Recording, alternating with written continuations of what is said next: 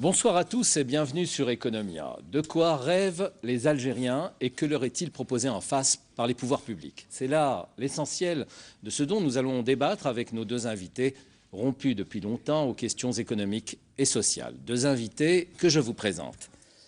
Abdelkrim Boudra, vous êtes le porte-parole du collectif Nebni, un think tank largement rassembleur à tous ceux qui peuvent et veulent proposer, contribuer et soutenir des idées positives pour une Algérie meilleure, un collectif apolitique et à la démarche participative. Les membres sont de plus en plus entendus, de là à être écoutés et suivis, je ne sais pas, vous nous direz ce qu'il en est. Yacine Tegia, votre premier engagement a été au PAGS, le parti d'avant-garde socialiste, puis membre du Conseil national du mouvement At-Tahaddi. Et vous êtes aujourd'hui le secrétaire général du MDS, le mouvement démocratique et social, qui est l'héritier de ce courant de gauche moderne qui prône la rupture avec le système rentier et l'austérité néolibérale. Vous êtes par ailleurs producteur de cinéma. Dois-je croire qu'il faut faire un lien entre la politique et le cinéma ? Au MDS, certainement, puisque le précédent secrétaire général, un des précédents, Lhesh Michif, était lui-même réalisateur à la télévision.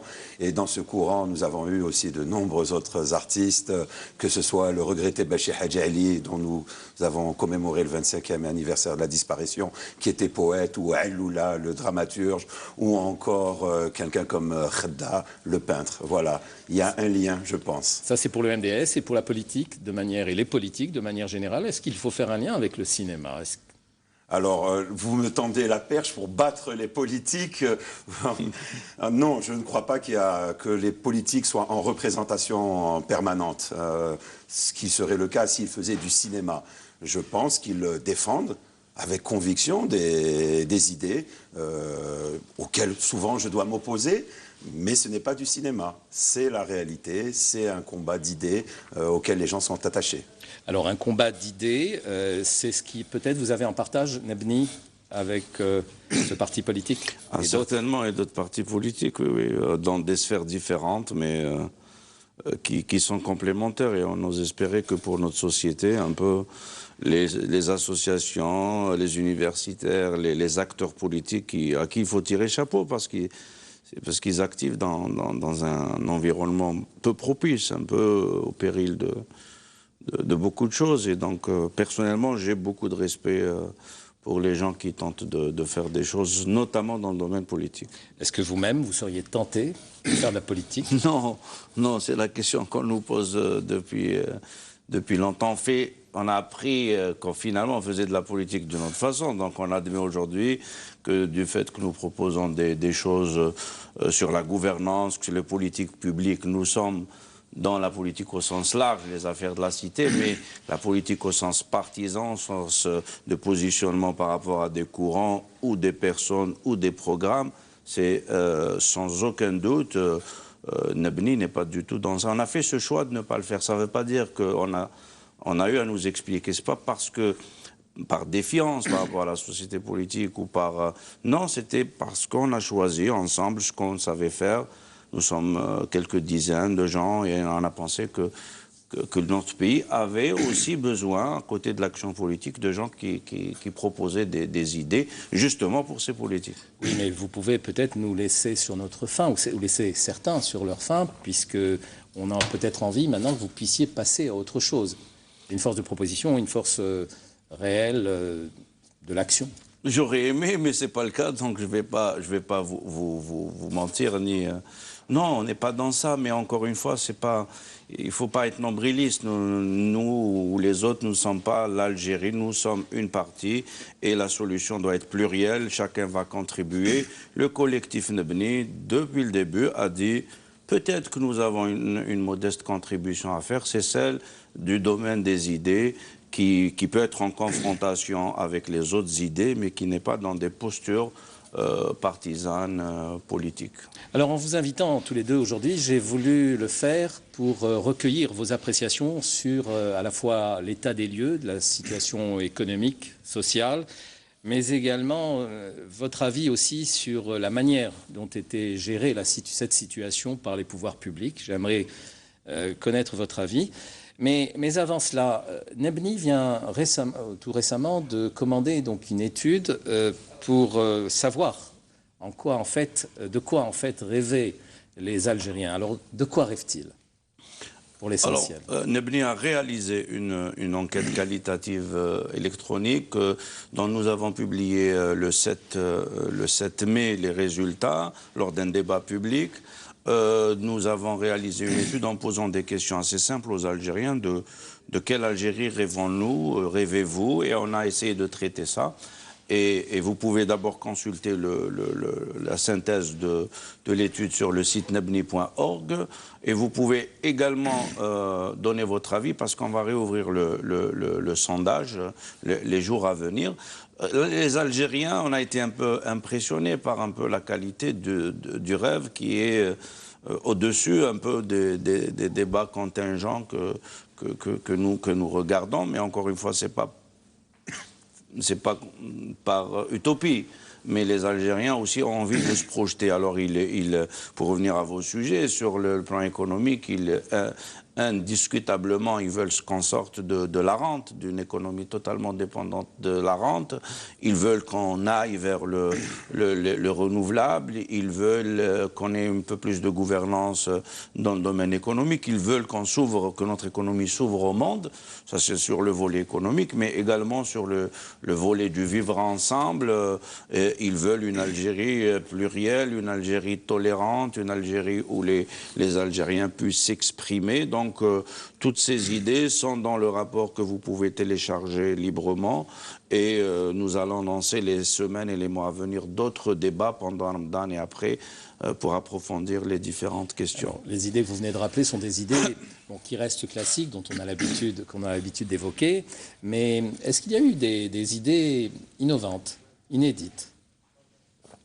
Et il y en a eu beaucoup, c'est-à-dire je vous ai cité les rassembleuses, celles qui un peu me semblaient adaptées par rapport les Algériens.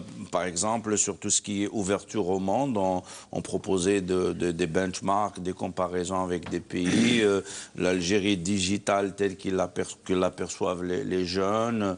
C'est en tout cas des idées peut-être un peu classiques, mais qui ne sont pas dans le débat public. Nous proposons la pluralité sur le plan un peu doctrinaire, sur le plan des religions, la tolérance. Ce n'est pas des idées qui sont aujourd'hui mises en avant, en tout cas pas nos rêves. Yacine Tegha, alors au MDS, on partage un peu les mêmes idées que celles qu'a recueillies Nebni? On partage très largement, et c'est notre vocation de partager les idées de la société algérienne, de les promouvoir, de les défendre. Alors notre approche, elle est différente. Ce n'est pas par des sondages et des études qui nous sont utiles, qui nous servent de référence, mais c'est tout simplement en observant les luttes des Algériennes et des Algériens qu'on comprend quelles sont leurs aspirations.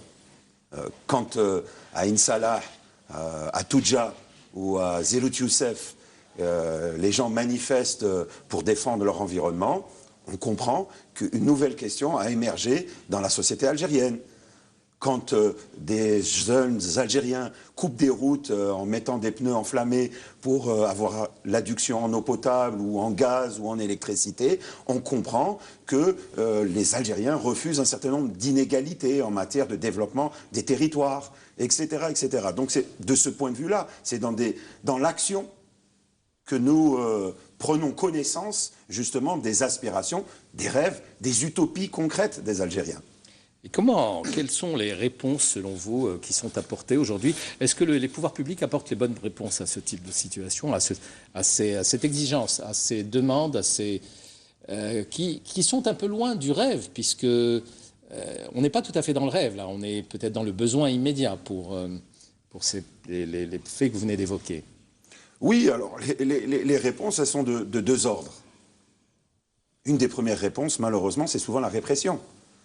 Quand des jeunes chômeurs manifestent pour réclamer des emplois, qu'ils se retrouvent emprisonnés et même poursuivis, comme c'est le cas de Khencha à Larouat, qui aujourd'hui est menacé d'être encore condamné une nouvelle fois après avoir séjourné en prison, on est là encore, dans ce premier mouvement, on va les dire, ce premier type de réaction. Un deuxième type de réaction, malheureusement, consiste souvent de la part du pouvoir à dévoyer les aspirations de la société algérienne, c'est-à-dire l'aspiration à la paix. L'aspiration à la paix, une aspiration toute légitime d'une société qui a dû affronter le terrorisme islamiste. Qu'elle aboutisse à amnistier des égorgeurs, c'est une manière de dévoyer cette aspiration, légitime, elle. Donc voilà, on peut se retrouver. Et troisième des choses, on ne peut pas faire que des reproches et considérer que le pouvoir ne fait que des mauvaises choses. Il entend aussi parfois ses nécessités, il essaye de les gérer à son rythme et dans le sens des intérêts qu'il incarne. Ça va être un mouvement contradictoire, ça va être des changements d'alliance, ça va être des mesurettes parfois, mais trop souvent avec une volonté de contrarier l'idée même d'une rupture qui est au cœur même des aspirations des Algériennes et des Algériens. Il y a une radicalité dans le rêve algérien que le pouvoir n'est pas en capacité aujourd'hui d'assumer. Alors, intéressant, cette question de capacité ou d'incapacité, mais est-ce qu'il n'y a pas des points où la politique économique où les mesures économiques sont bien prises en charge? Alors, sont les bonnes? Il peut arriver, ces derniers temps, le MDS peut totalement souscrire à la politique qui a été établie en matière, par exemple, de quotas d'importation. On a vu comment, malheureusement, d'abord il y avait des choix. Je vais prendre un secteur dans l'automobile, ce n'est pas du tout un choix que nous pouvons considérer comme judicieux. Il y avait très certainement un besoin en matière de transport. Il fallait apporter une réponse aux demandes des Algériens en matière de transport. Ce n'est pas forcément la bonne réponse qui a été apportée en favorisant la consommation individuelle de véhicules, l'achat, etc. C'était une solution individuelle qui se fait en plus au détriment des équilibres de la balance commerciale algérienne, qui se fait en plus quand le ministre du Commerce nous dit que les importations se font parfois avec de la surfacturation qui peut atteindre 30% des montants et voire plus parfois, lui-même l'a reconnu que ça pouvait atteindre 200 et 300% de la valeur des produits. On voit bien que c'est pas des choix, c'était un choix effectivement judicieux que de vouloir contingenter dans la situation que nous connaissons. En même temps, il y a d'autres mesures, comme l'amnistie fiscale, que nous ne pouvons pas partager. Qu'on l'habille du vocable de taxation forfaitaire libératoire ou de bancarisation, il s'agit d'une amnistie fiscale. Et elle est dans le prolongement de l'amnistie des terroristes islamistes. On est dans cette... Elle a un côté idéologique. Et en même temps, on voit bien qu'il aurait fallu procéder autrement. Au MDS, on mettrait plutôt en avant l'idée de changer la monnaie. On change la monnaie. Le MDS arrive au pouvoir, il change la monnaie immédiatement. Très bien. Alors on va écouter Abdelkrim Boudala sur un peu tous ces volets. Alors, changement de monnaie, changement total de monnaie, sur la limitation des importations, limitation drastique. Enfin, est-ce que vous, chez Nebni, est-ce que vous partagez ce type d'idée ou est-ce que vous n'êtes pas aussi radicaux Non, ce n'est pas en termes de radicalité. Nebni, en 2011, 2012, on a posé un constat. Et on a essayé de sérier les différents types de problèmes de l'économie algérienne, puisque vous parlez de l'économie et certains points de gouvernance. Et on a dit, on a les causes racines qu'il faut traiter. Nous avons une économie rentière, couplée à un régime politique autoritariste, pour ne pas aussi occulter l'aspect politique, mais ce n'est pas l'objet. Et il faut vous voyez que vous avez une dimension politique. Non, oui, on ne la nie pas, mais ce n'est pas sur ces terrains qu'on veut aller, qu'on a des choses à dire. Il y a des gens qui peuvent le faire beaucoup mieux que nous. mais ça ne nous dédouane pas de la cohérence dans l'analyse. C'est-à-dire, on a dit que le challenge que nous devons tous relever, c'est de diversifier l'économie algérienne. C'est-à-dire, aujourd'hui, nous avons un grand mal, c'est le fait que nous dépendons de la rente pétrolière avec des prix erratiques. Et nous avons fait des simulations qui aujourd'hui s'avèrent vraies. Il y a 4 ou 5 ans, et on a dit attention, on a utilisé l'image du Titanic qu'on a reprise entre-temps à satiété, c'est de dire il faut engager le virage pendant qu'il est temps, pendant qu'on a un peu les ressources, parce que plus on tarde, moins on pourra agir. Éviter l'iceberg. L'iceberg et essayer de faire un... après, si on est à quelques mètres de l'iceberg, il n'y a absolument rien à faire. Nous ne pouvons que constater que nous n'avons pas fait suffisamment de réformes dans ce sens-là et que nous sommes toujours aussi dépendants et avec une réaction qui n'est pas à la hauteur des enjeux. Donc ça, c'est factuel. C'est-à-dire tous les analystes économiques peuvent considérer que nous n'avons pas engagé les réformes de fond qui nous permettent de sortir de cette dépendance de la rente et nous attendons peut-être de manière consciente ou inconsciente que les prix remontent. Il y a même certains bons esprits prospectivistes qui nous rassurent en nous disant patientez un peu, ça va remonter. C'est très dangereux ça. À $100, on est dans le rouge. À $120, on est dans le rouge. À $50, on est dans le rouge. La situation est quasiment égale. Donc le mal est profond. Nous sommes une économie totalement dépendante de la rente avec une faiblesse de la gouvernance. C'est-à-dire, à la limite, on aurait pu théoriquement supposer qu'une économie avec une rente, ça peut fonctionner. Mais là, nous avons à côté un système de gouvernance peu transparent qui permet qu'il y ait de la corruption, qui permet qu'il n'y ait pas de redevabilité. Nous ne savons pas comment les politiques sont réfléchies, comment elles sont menées, comment on rencontre. Donc, on a un cocktail un peu toxique qui fait qu'aujourd'hui, on est dans une situation difficile. À côté de cette analyse de fond, il y a l'urgence. L'urgence, c'est qu'on a entre-temps un prix du baril qui a sombré et nous sommes saisis de ce sujet il y a une année et on a dit au gouvernement algérien, aux acteurs, allez, qu'est-ce qu'on peut faire dans cette situation? On a dit qu'il faut faire des mesures d'urgence. On en a proposé une dizaine dans le plan qu'on a appelé ABDA, ABDA acronyme. Donc arrêter les dégâts et les gaspillages pour le A, booster et transformer l'action publique, démarrer les réformes difficiles pour le D et accélérer les réformes pour le dernier A. On a proposé ça il y a un peu plus d'une année. On a rendu public nos propositions comme toutes les productions de Nebni, mais après, on a constaté que les réactions des pouvoirs publics ne sont pas à la hauteur des enjeux, et je pense que là, l'ensemble des acteurs peuvent être plus ou moins d'accord sur ces questions-là. Nous n'avons pas les réactions de pays comme le Venezuela ou même comme l'Arabie Saoudite récemment qui a annoncé... Pourquoi le Venezuela réagit bien? C'est-à-dire qu'en tout cas, il y a un peu plus d'une année et demie, et sur le plan de l'organisation, ils s'étaient mieux pris que nous. C'est-à-dire ils ont tenté de faire une analyse. Eux, ils ont de gros problèmes politiques qu'apparemment nous n'avons pas en même poids, en tout cas sur la prise de décision, l'action des pouvoirs publics. C'est pas pour dire que ce qui se passe aujourd'hui au Venezuela est bon, mais il y a une année, ils ont installé des équipes et aujourd'hui, l'Arabie Saoudite, qui, ça fait quelques semaines aussi, a annoncé quelque chose.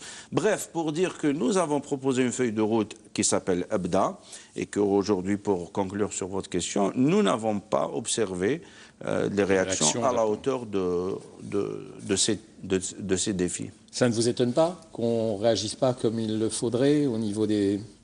Pour ma part, je ne pense pas que le pouvoir ne réagit pas. Il réagit en fonction de ses intérêts.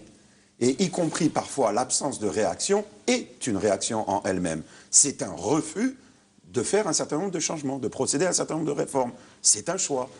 Il correspond à un certain nombre d'intérêts. Oui, mais il ne risque pas d'aller droit dans le mur Alors, moi, je ne partage pas toujours les scénarios extrêmement pessimistes qui ont vogue ces derniers temps à propos de l'avenir incertain de ce pouvoir et qui serait lié un peu mécaniquement au cours du prix du baril. l'expérience m'a montré que le système a pu faire face à un baril à 10 $, à un plan d'ajustement structurel et à une confrontation avec l'islamisme armé. Donc, et il s'en est sorti, bien sûr, avec la participation de la société qui a consenti de lourds sacrifices. Et qui va encore en consentir? Alors, c'est ça la nouveauté. La société, par son attitude, en refusant de l'austérité à nouveau, en refusant qu'on renonce à un certain nombre d'investissements publics, elle est en train d'exprimer, non pas, je pense, un désir de rente, quoiqu'elle s'en saisira s'il n'y a pas d'alternative, mais elle est en train d'exiger, au contraire, du pouvoir qu'il mène les réformes nécessaires. Et des réformes qui ne sont pas liées uniquement à ce qui semble être le souci aujourd'hui du pouvoir, qui est de réaliser les conditions pour favoriser l'accumulation au niveau national. La société est en train, grosso modo, de dire l'accumulation au niveau national, ce n'est pas suffisant pour garantir le développement. Pas plus qu'hier, quand on nous faisait la promesse, avec la paix, il y aura le développement. Ce n'est pas une garantie. C'est des ruptures, aussi bien effectivement au plan politique, avec le despotisme, pour aller vers un véritable état de droit, pour aller vers une véritable démocratie. C'est des ruptures au niveau du socle socio-économique, c'est-à-dire en finir effectivement avec la rente, mais avec aussi une forme de néolibéralisme adossé à la rente, c'est-à-dire à une forme de transformation de la rente en capital spéculatif. Et on voit, pardon, cette tentation à travers l'emprunt obligataire. Quand on constate que l'emprunt obligataire qui vient d'être lancé capte pour l'essentiel des ressources financières qui sont celles d'entreprises publiques, qui sont déjà bancarisées, ou qu'on va chercher cet argent dans les caisses de sécurité sociale, les caisses de retraite, etc. C'est-à-dire qu'on est pratiquement en train de dire aux retraités, la retraite par solidarité intergénérationnelle, c'est fini. Il faut commencer à penser d'une certaine manière à une forme de retraite par capitalisation. On est devant ce type, je pense, de dévoiement de la nature des caisses de retraite. Elles ne sont pas là pour financer l'économie, les caisses de retraite ou les caisses d'assurance sociale. Elles sont là pour assurer la solidarité. C'était déjà le cas avec la caisse de chômage. D'accord. Alors, ça fait longtemps que vous réfléchissez à ces questions de crise qui nous ont menés jusqu'à la crise et qui sont toujours là. Mais quelles sont les solutions, les réponses que vous apportez au MDS? Moi, j'aimerais vous entendre là-dessus. Alors, il s'agit... Si vous étiez au pouvoir, qu'est-ce que vous feriez? Alors, il s'agit fondamentalement de changer le socle socio-économique de notre pays. Nous avons, je vous le dis, aujourd'hui, une économie qui fait la part belle aux intérêts liés au capital spéculatif. C'est pas dans spéculatif, c'est pas un terme péjoratif, c'est simplement, il recouvre le capital financier et le capital commercial. Ce que les Algériens ont l'habitude d'appeler tout simplement l'import-import. On favorise l'import-import en Algérie. Et les banques qui, elles-mêmes, sont liées à l'importation, qui font l'essentiel de leur chiffre d'affaires dans l'importation. D'accord, donc c'est ce mécanisme que vous voulez briser. Il s'agit de briser, favoriser l'économie productive, favoriser effectivement les entreprises qui produisent, qui créent de la richesse dans ce pays. D'accord. Alors, autre solution aussi que vous pouvez engager. Les solutions, c'est aussi améliorer les conditions de vie des travailleurs. C'est en soi un moteur de l'économie. On a tendance aujourd'hui à vouloir mettre en avant des solutions basées sur l'austérité. Or, l'austérité, au contraire, on l'a vu, l'expérience de l'ajustement structurel nous a montré que ça a fait régresser le tissu productif de ce pays. Alors que la demande, justement, qui serait créée par un certain niveau de vie des travailleurs, favoriserait le développement de notre tissu productif. On a tendance à dire dans ce pays, par exemple, que les Algériens sont gavés de subventions. Par exemple, il s'agit de prendre le niveau du PIB consacré à l'éducation en Algérie est inférieur à celui du Maroc ou de la Tunisie. Il faut savoir que la part de PIB consacrée à la santé, les dépenses globales de santé en Algérie, sont inférieures à celles qui sont consacrées en Tunisie et au Maroc. D'où tenez-vous ces chiffres? Eh bien, je vous renvoie à un spécialiste des questions sociales, Nourdine Bouderba, qui a l'habitude de travailler sur ces questions, qui intervient régulièrement dans les médias sur ces questions et qui a fait un certain nombre de comparaisons qui sont tirées des chiffres de la Banque mondiale ou du FMI. Certains datent peut-être de 2008 parce que c'est les seuls qui sont disponibles à titre de comparaison, mais voilà, ces chiffres sont disponibles. Dans votre système de proposition, où placez-vous l'entreprise et en tant que force créatrice de richesse? Alors, aujourd'hui, le principal moteur, on va les dire, de la croissance en Algérie, ça a été la commande publique. Il est évident qu'on ne peut pas compter que sur cette commande publique pour pouvoir développer notre économie. Le développement des relations entre les entreprises va permettre, entre autres, de favoriser, de remplacer une partie, va jouer le rôle de second moteur, on va les dire, de cette croissance. Ça nécessite, entre autres, pour le développement de notre industrie, le développement des technologies transversales, etc. On va des applications dans les biotechnologies, vous avez évoqué la numérisation, etc. C'est ces technologies qui vont permettre, transversales, qui vont permettre de développer les rapports entre les entreprises. On va développer le marché interentreprise. Et le troisième moteur, que j'évoquais juste précédemment, c'est la consommation des ménages. Mais là encore, on a un problème. Tout simplement, c'est qu'une étude encore de l'ONS nous montre bien qu'il y a de plus en plus d'inégalités dans la consommation des ménages. Et c'est un facteur de blocage du développement même des entreprises. Alors, ils sont les consommateurs, les ménages sont les consommateurs de la production des entreprises. Abdelkebir Boundra, vous l'avez entendu, alors sur ce système de propositions, qu'est-ce que vous avez à dire? Est-ce que ça pourrait être de bonnes propositions à engager ou pas? C'est-à-dire, certainement, il doit y avoir beaucoup de bonnes choses dans ce qu'a dit Siteggia. En même temps, quand on parle d'économie, c'est bien d'être factuel, c'est-à-dire de raisonner en économiste. Il faut marier peut-être les idéaux et les faits. C'est-à-dire, non, les faits sont têtus. Après, on peut avoir d'autres objectifs, d'autres ambitions, mais il faudrait poser les éléments de l'analyse économique. Que nous disent ces éléments? Nous disent que l'Algérie est un pays qui vit essentiellement de la production d'hydrocarbures. Et il se trouve que cette production est appelée à stagner, pour ne pas dire à baisser, en termes de quantité. Cette production d'hydrocarbures est dépendante des prix que nous ne maîtrisons pas. Et à côté, on a une consommation de ces mêmes hydrocarbures qui est en explosion depuis plusieurs années et qui semble incompressible. Ce qui fait qu'il arrivera un moment où nous aurons de moins en moins d'hydrocarbures à exporter. Nous sommes en train de nous rapprocher dangereusement de ce point d'intersection. Arriver à ce point d'intersection, cela veut dire compenser ce que nous faisions, nous exportions par les hydrocarbures, par autre chose. Et ça, ce n'est pas chose aisée. C'est-à-dire faire quelques milliards d'exportations en hors hydrocarbures, il faut se réveiller tôt le matin et c'est des réformes qui sont assez lourdes. Voilà un peu les données. Alors, pour revenir au point sur Yacine, je pourrais apporter peut-être quelques compléments. À notre avis, ce n'est pas factuel de dire que les pouvoirs publics n'ont pas redistribué en Algérie.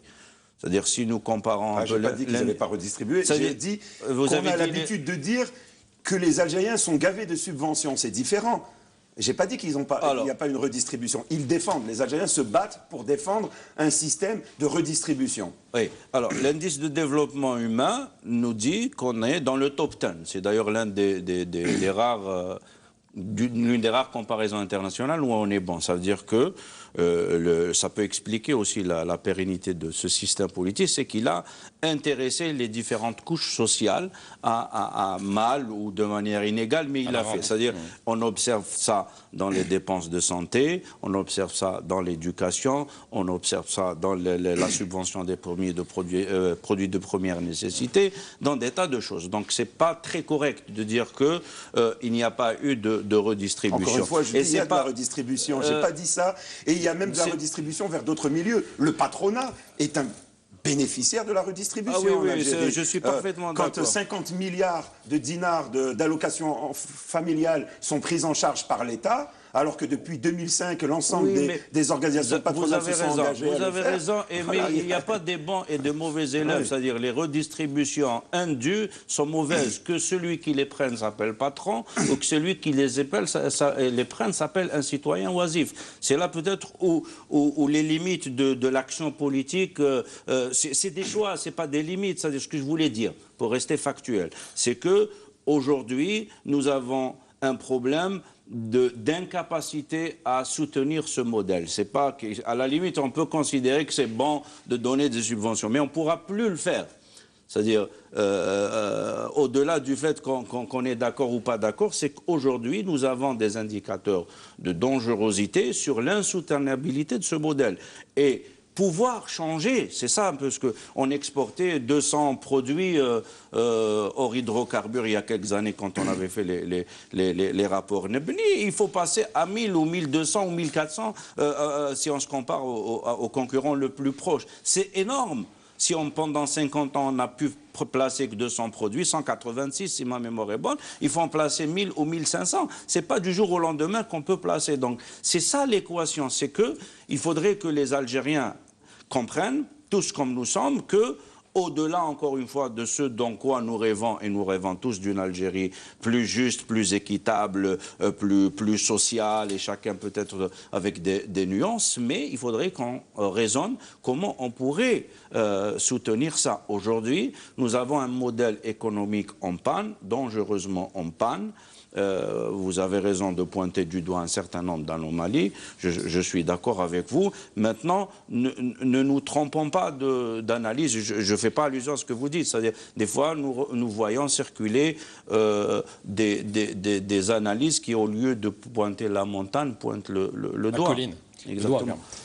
Sur la reconfiguration des mesures de subventions, sur les subventions, est-ce qu'il y a moyen, comme pour vous quand même, de revoir les choses comme cela a été proposé, de donner à ceux qui en ont réellement besoin et de ne plus donner à ceux qui n'en ont pas trop besoin. Et bien sûr qu'il s'agit de les repenser. Il faut repenser l'ensemble, c'est-à-dire à la fois des salaires, des subventions et de la plus-value, du fond de la fiscalité, etc.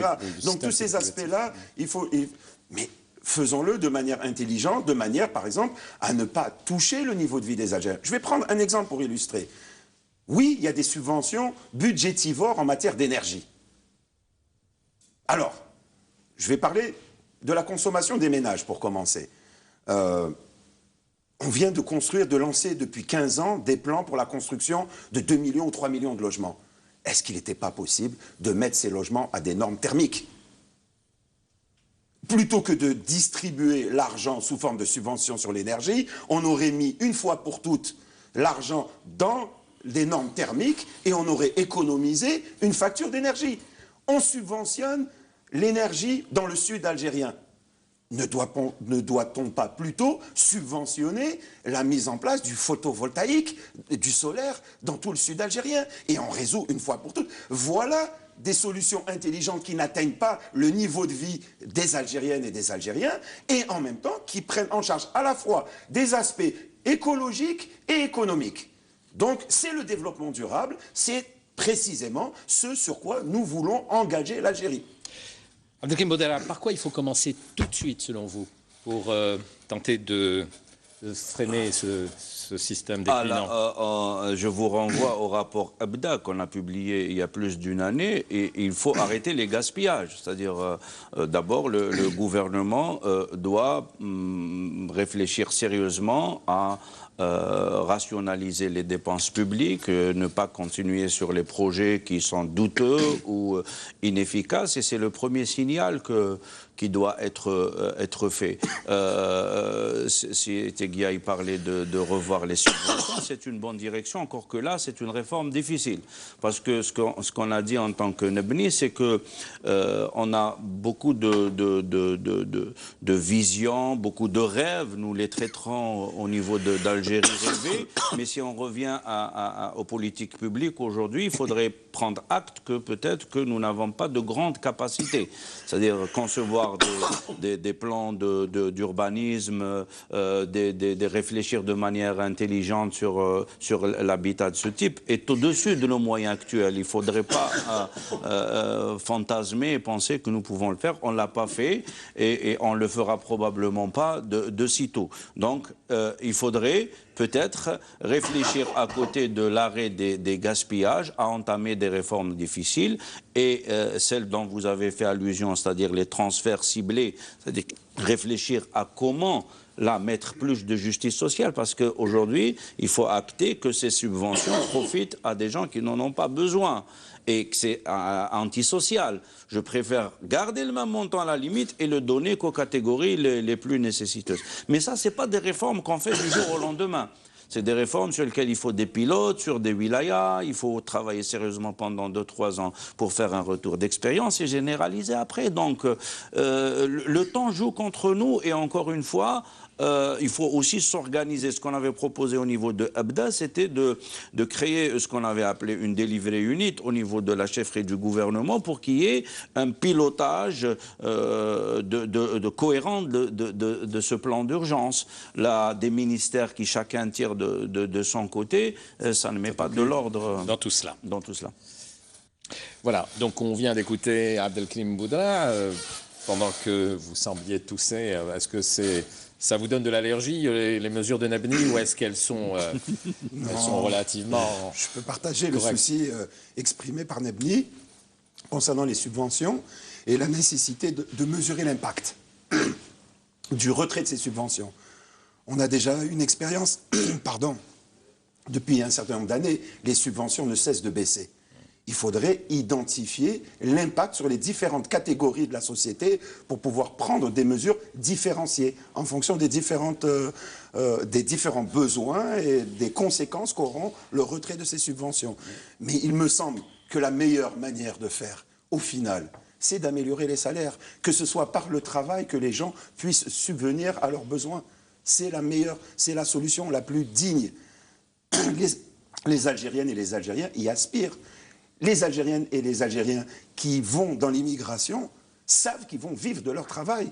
S'ils voulaient vivre de subventions, ils pourraient vivre en Algérie éventuellement. Donc mais le simple fait qu'ils choisissent d'aller dans des pays où ils ne pourront vivre que de leur travail, c'est l'expression de leur disponibilité, de leur volonté, de leur désir, de leur rêve de pouvoir vivre dignement de leur travail. Vous êtes partant pour un système basé sur la réelle méritocratie, quoi, qui est... Tout à fait, sur le mérite, sur l'intelligence, sur le travail, sur la créativité. Et Dieu sait combien les Algériennes et les Algériens en sont riches. Voilà. Malheureusement, tout ça est bridé. Et ça commence à l'école. Ça commence à l'école. C'est-à-dire, au lieu de développer justement les talents de chacune et de chacun de nos enfants, on a plutôt tendance à leur demander d'être plutôt conformes à un modèle. D'accord. Voilà. Vous êtes pour installer un esprit de compétition et pour en finir un peu avec l'égalitarisme ambiant qui freine un peu parfois les choses. Non. Je fais une différence entre l'émulation et la compétition. Voilà. Je pense qu'effectivement, il faut pousser, promouvoir l'effort, mais ce n'est pas la compétition des uns contre les autres. C'est la solidarité. C'est ça, c'est cette intelligence-là qu'il faut mettre en commun. C'est pas simplement il va falloir que je tue mon voisin pour pouvoir survivre. Non, au contraire, c'est comment trouver des solutions pour que nous puissions tous vivre dignement ensemble. Et c'est possible.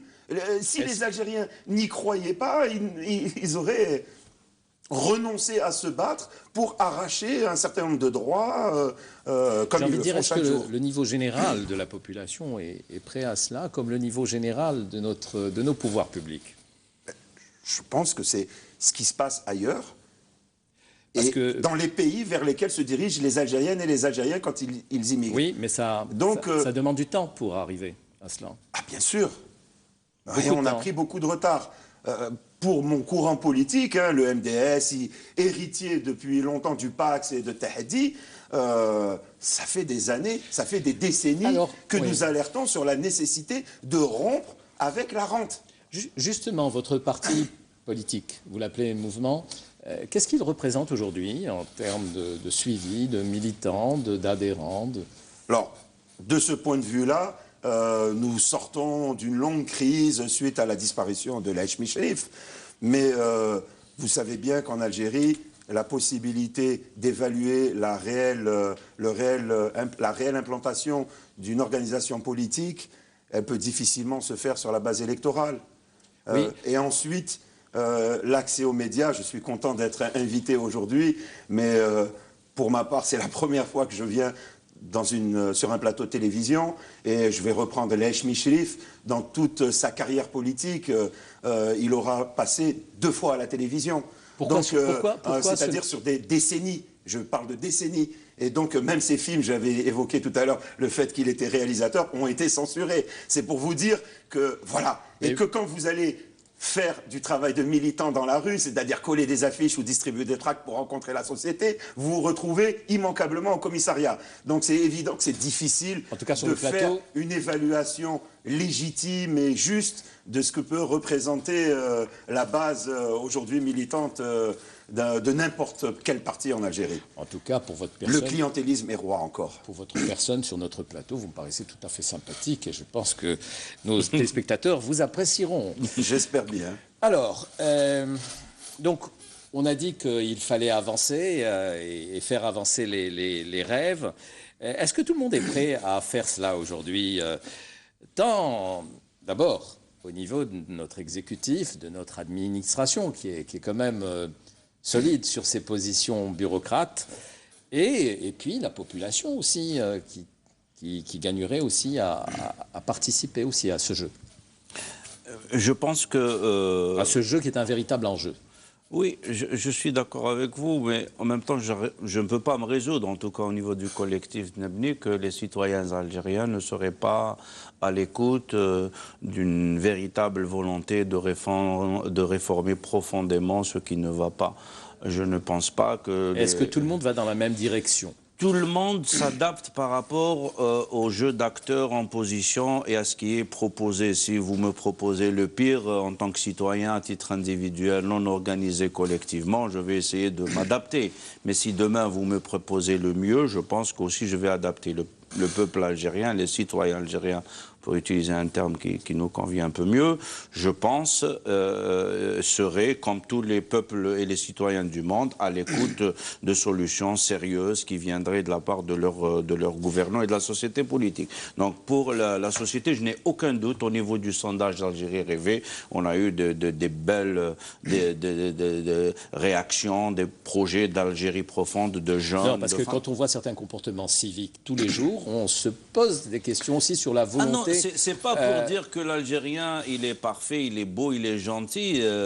C'est une question, encore une fois, de politique publique qui peuvent plutôt inciter ou même coercitive pour certaines. Maintenant, là où peut-être qu'il y a un décalage, c'est au niveau de la société politique et des gouvernants en premier lieu. C'est-à-dire qu'il faudrait qu'ils osent des vraies réformes, qu'ils osent la redevabilité, de rendre des comptes, d'être sérieux dans la documentation des politiques publiques, de les partager avec les acteurs politiques, d'activer le rôle du Parlement, d'activer le rôle de la société civile et ensemble d'aller vers ces solutions. C'est ce que nous essayons de proposer pour qu'on évite justement le scénario du pire, parce que tout à l'heure je vous ai parlé de l'équation économique. L'équation économique nous pousse immédiatement vers l'endettement international et vers les conditions qui viennent avec. Il n'y a pas d'autre miracle. Est-ce que, puisque vous visez donc les décideurs, est-ce que ces décideurs doivent impérativement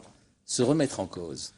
Bien sûr, mais comme la société politique et la société civile, nous avons des schémas qui probablement ne sont plus opérants pour beaucoup d'entre nous. C'est-à-dire, il faut... Probablement ou certainement probablement en langage diplomatique. C'est-à-dire, encore une fois, ça ne marche pas. C'est l'autre nom de la langue de bois. Oui, bon, la langue de bois, oui, probablement.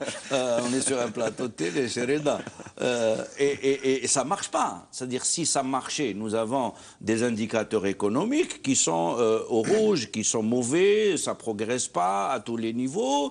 Donc on doit avoir quand même l'humilité de reconnaître que ça ne marche pas. Ça ne veut pas dire que rien n'a été tenté. Encore une fois, je nuançais ce point de vue. Et pour revenir au risque de paraître un peu plus à gauche du NDS, là je reviens sur un point, c'est qu'au collectif Nebni, nous insistons beaucoup sur un peu la dimension sociale, c'est-à-dire la nature sociale de l'État algérien. C'est-à-dire il faut être très vigilant et justement, il faut éviter que demain on soit dans des configurations où nous devons céder sur ces questions-là. Nous devons accompagner les couches sociales défavorisées. C'est ce qui nous semble être un peu le modèle de l'État algérien pour lequel nos aînés se sont battus. Mais est-ce qu'on a trouvé le moyen de le faire? Parce qu'il n'est pas facile d'opérer là. On le fait de la pire des manières, c'est-à-dire de la subvention du gaspillage indéterminé, indifférencié, et c'est contre-productif. Nous proposons, ce qui a marché dans beaucoup de pays, d'entamer calmement, dans la durée, les transferts ciblés tels qu'on les a expliqués à plusieurs reprises. Alors, les décideurs doivent se remettre en cause, je suppose, rapidement? Il faut les aider. Il faut les aider, ça signifie prendre le pouvoir, tout simplement. C'est-à-dire que les Algériennes et les Algériens doivent s'emparer des institutions. Ils doivent faire en sorte que les institutions soient à leur service, en assurant la promotion de celles et de ceux qui prennent en charge leurs aspirations. Alors, pour prendre le pouvoir, il faut se présenter aux élections. Cela suffit-il? Alors oui, même si certains continuent aujourd'hui à parler d'une transition qui est une forme de négociation. Et encore faut-il être suivi. Alors oui, bien sûr qu'il faut se battre pour être suivi. C'est le rôle des organisations politiques, justement, que de convaincre la société qui pourront être les meilleures représentantes et les meilleurs représentants. Pour ce qui est du MDS, il s'agit tous les jours d'aller à la rencontre des citoyennes et des citoyens. Et le meilleur lieu où les rencontrer, c'est là où ils se battent. C'est là où ils se battent et c'est là où ils vérifient l'engagement de ces différentes forces, c'est-à-dire la sincérité de leur prise en charge de leurs revendications.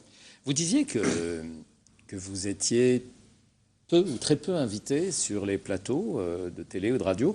Est-ce que vous êtes écouté par les... Est-ce qu'on vous associe à certaines décisions? Est-ce qu'on vous invite à discuter, tout au moins, au niveau de l'exécutif? Alors, rarement, pas du tout depuis certaines années. On a pu être invité en particulier à la conférence économique et sociale qui avait été organisée à l'époque du président Zerouel, où je pense que la contribution de l'Aïch Michif a été très appréciée.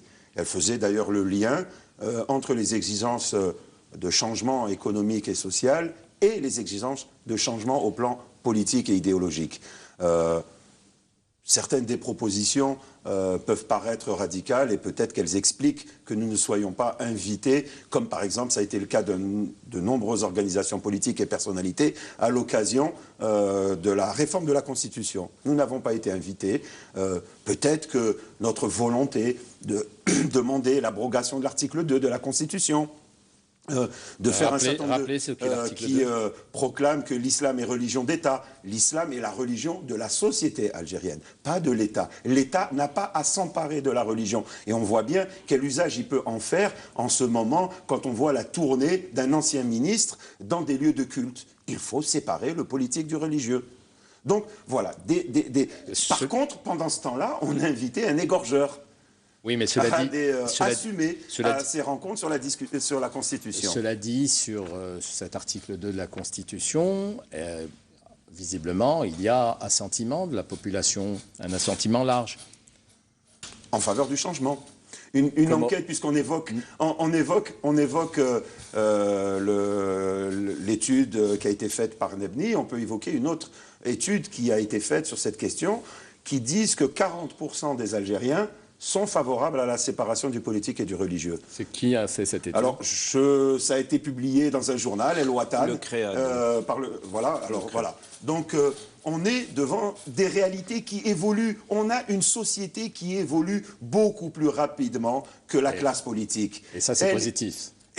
Non, c'est pas positif dans le sens où la classe politique est à la remorque de la société et contrarie les avancées de la société. C'est-à-dire, au lieu de faire de ces avancées de la conscience dans la société un point d'appui pour aller vers des réformes audacieuses, on a une classe politique qui est pratiquement en train de comploter pour se revendiquer des archaïsmes de la société pour dire non, il ne faut surtout pas avancer. La société, effectivement, a aussi des archaïsmes, mais la tendance générale de la société, c'est son aspiration au progrès, au changement, à l'amélioration de sa situation en matière économique, mais aussi en matière de droits et libertés. Le malaise, pour vous, il est avant tout politique? Pour nous, c'est OMDS, le maillon politique et le maillon décisif. C'est celui qui entraîne l'ensemble de la chaîne. Il ne peut pas y avoir de changement économique s'il n'y a pas, c'est ce que je disais tout à l'heure, de changement à l'intérieur des institutions politiques. C'est elle qui décide du contenu et du rythme du changement politique. Si nous avons au pouvoir une classe politique qui refuse ce changement, il est évident qu'il sera contrarié. Il dispose des instruments de l'État. Ce n'est pas rien. Aussi bien des instruments positifs qui permettent d'agir, c'est-à-dire la possibilité de faire une loi de finances, de faire un certain nombre de politiques, de faire avancer la législation, mais aussi les moyens de répression pour contrarier toute forme d'expression qui viendrait revendiquer des changements. Mais l'intelligence d'un système politique, c'est peut-être un système politique qui souhaite se maintenir. Parce que force est de constater qu'à travers le monde, tout pouvoir politique essaye de se maintenir.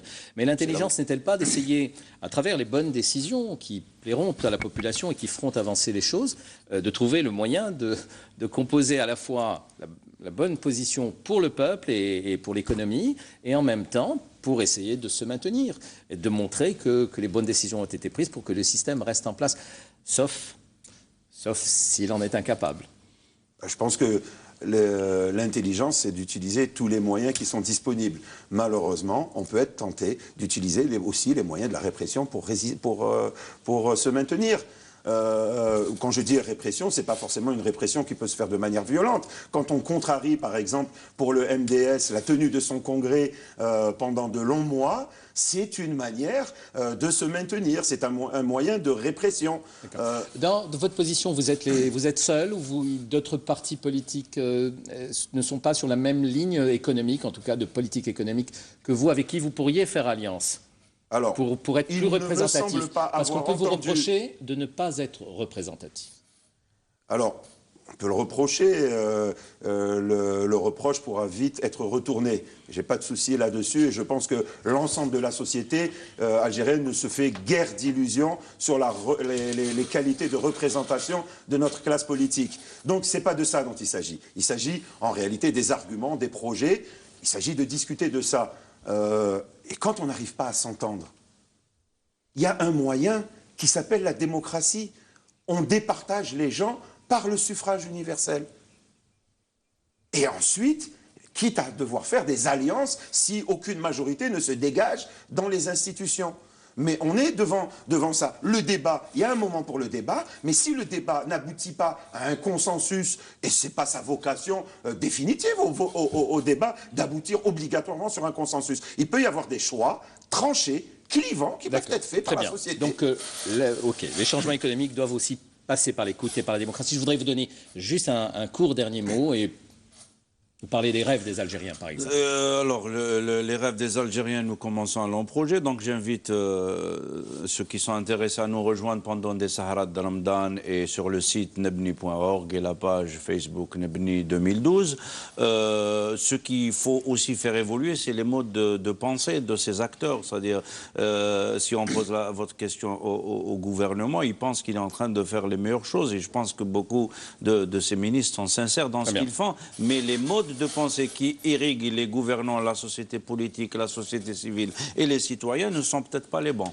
Je vous remercie tous les deux. Merci. Ça a été chaud. Hein. Merci Reda. Merci à vous. Et je voudrais qu'on en reste aussi avant tout sur les rêves des Algériens. Et je vous invite tous, grands et petits, à porter les meilleures imaginations qui soient Et je vous invite d'ailleurs à écouter cette chanson pour terminer. Imagine. À samedi.